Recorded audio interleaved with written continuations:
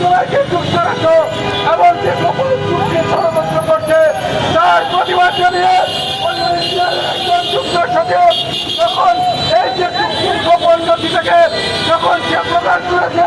তার বিরুদ্ধে তাকে বরখাস্ত করা হয়েছে, শুধু নয় তার বিরুদ্ধে বিভাগীয় মামলা দেওয়া হয়েছে, তার বিরুদ্ধে মামলা দিয়ে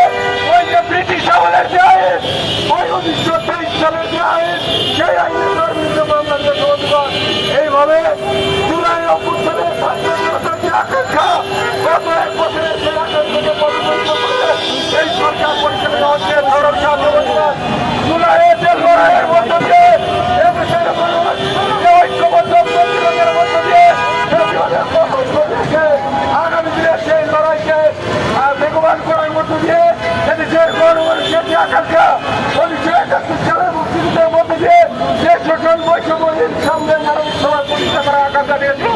24-এর গণঅভ্যুত্থানের মধ্য দিয়ে যে বৈষম্যহীন সমাজ প্রতিষ্ঠা আকাঙ্ক্ষা মানুষের ছিল, সেই আকাঙ্ক্ষাকে বাস্তবায়ন করার জন্য আপনারা সবাই এগিয়ে আসবেন। আগামী দিনে বাংলাদেশের সাম্যবাদী আন্দোলনের পক্ষ থেকে এই লড়াই আমরা আপনাদের সঙ্গে থাকবো, এই আশাবাদ ব্যক্ত করে আমার বক্তব্য এখানে শেষ করছে। এই পর্যায়ে আপনাদের সামনে বক্তব্য রাখবেন বাংলাদেশের সাম্যবাদী আন্দোলন কেন্দ্রীয় প্রত্যক্ষ সভাপতির সদস্য কংগ্রেস মঞ্জুর আলম মিঠু। সংগ্রামী ছাত্র বন্ধুগণ, আপনারা জানেন এই জুলাই মাস চলছে। গত বছরের জুলাই মাসের ঘটনাগুলো আপনাদের মনে আছে। এই সময়কালে গত বছরের জুলাই মাসে সারা দেশের মানুষ, দেশের ছাত্র শ্রমিক জনতা সম্মিলিতভাবে রাজপথে তারা দাবি তুলেছিল সরকার, যে সরকার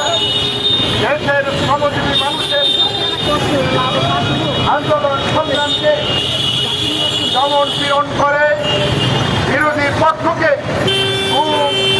মিথ্যা মামলা দিয়ে হয়রান করে সেই হাসিনা সরকারকে দেশ থেকে বিদায় হতে হবে, ক্ষমতা থেকে বিদায় হতে হবে।